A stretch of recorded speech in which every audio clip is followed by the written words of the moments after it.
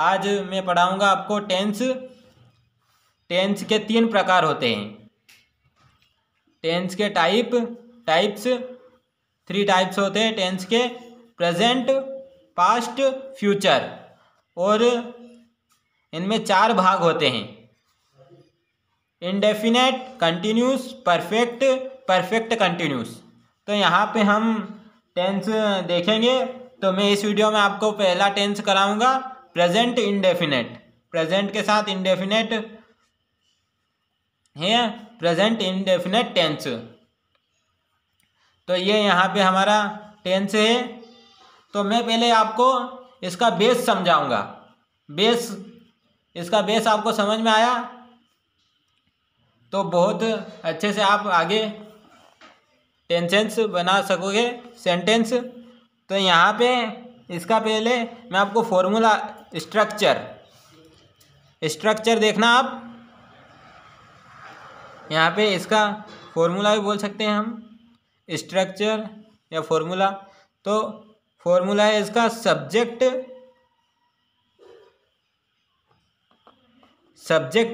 आपको पता होगा, सब्जेक्ट का अर्थ होता है हिंदी कर्ता। सब्जेक्ट प्लस वर्ब की फर्स्ट फॉर्म प्लस एस या ईएस और फिर उसके प्लस में है ऑब्जेक्ट। तो ये मैंने आपको स्ट्रक्चर बताया है प्रेजेंट इंडेफिनेट टेंस का। अब आपको पता है सब्जेक्ट, लेकिन मैं बताऊंगा आपको कि यहाँ पे किसके साथ क्या लगेगा। तो यहाँ पे देखना आप, subject I, you, we, they, he, she, it और नेम। यहाँ पे पहले मैं इसका अर्थ बताऊंगा आपको। आई का मतलब होता है हिंदी में, यू का मतलब होता है तुम, और वी का मतलब होता है हम, और दे का मतलब होता है वे, और ही का मतलब होता है वह, हिंदी अर्थ। सी का हिंदी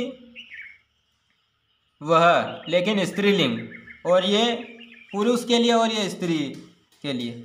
और इसका ईट का मतलब भी वह ही होता है, लेकिन ये किसी भी जानवर के लिए हो सकता है, पेड़ पौधों के लिए ये इसमें लगता है। और नेम का मतलब तो आपको पता है, नाम। तो यहाँ पे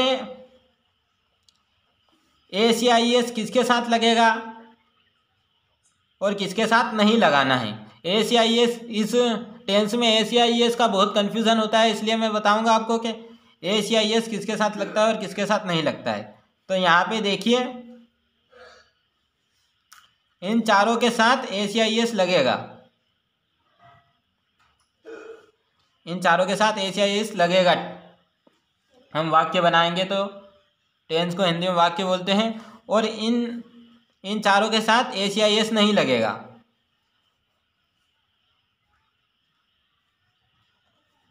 इनके साथ नहीं लगाना है हमको एस या ईएस। अब आप देखिए, यहाँ पे मैंने आपको बताया है,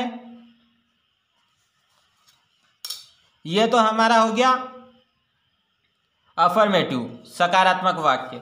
अब यहाँ पे नेगेटिव के लिए आपको मैं बताऊंगा कि इनके साथ क्या लगेगा।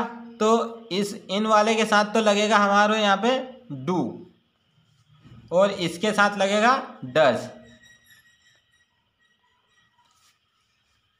आप नेगेटिव बनाओगे जब यहाँ तो डू लगेगा, आई, यू, वी, दे के साथ डू, और ही, सी, इट और नेम के साथ डज लगेगा। ऐसे डू आई डू नॉट, ये ही डज नॉट, ऐसे। तो यहाँ पे हम अब वाक्य बनाएंगे, आप ध्यान से देखना। मैंने जो जो बताया आपको, तो हम पहला वाक्य हमारा, तुम खाना खाते हो, तुम खाना खाते हो। यहाँ पे एक चीज़ और देखिए, प्रेजेंट इंडेफिनेट टेंस की पहचानेंगे कैसे हम उसको कि ये प्रेजेंट इंडेफिनेट टेंस है। तो जहाँ पे ता, ती, ते हो, तू ऐसे मतलब आएंगे तो वहाँ पे प्रेजेंट इंडेफिनेट रहेगा। ये तो मैंने हिंदी की पहचान बताया आपको। अब इंग्लिश में देखना, इसका टेंस बनाएंगे हम। पहले क्या है, सब्जेक्ट। तो सब्जेक्ट क्या है, तुम। तो तुम का इंग्लिश क्या होता है, यू। यू हो गया। अब क्या है इसके बाद, इसका स्ट्रक्चर पूरा वर्ब की फर्स्ट फॉर्म। तो यहाँ पे वर्ब क्या है, खाना। तो खाना का क्या है, वर्ब ईट। तो यहाँ पे ईट लिख देंगे हम, यू ईट। अब वर्ब की फर्स्ट फॉर्म हो गई। एस तो इसमें नहीं लगेगा, यू में मैंने बताया आपको कि एस नहीं लगाना है। अब देखिए इसके आगे, यू ईट। अब क्या है, खाना। इसके बाद ऑब्जेक्ट है, तो यू ईट फूड। खाना का अंग्रेजी होता है फूड।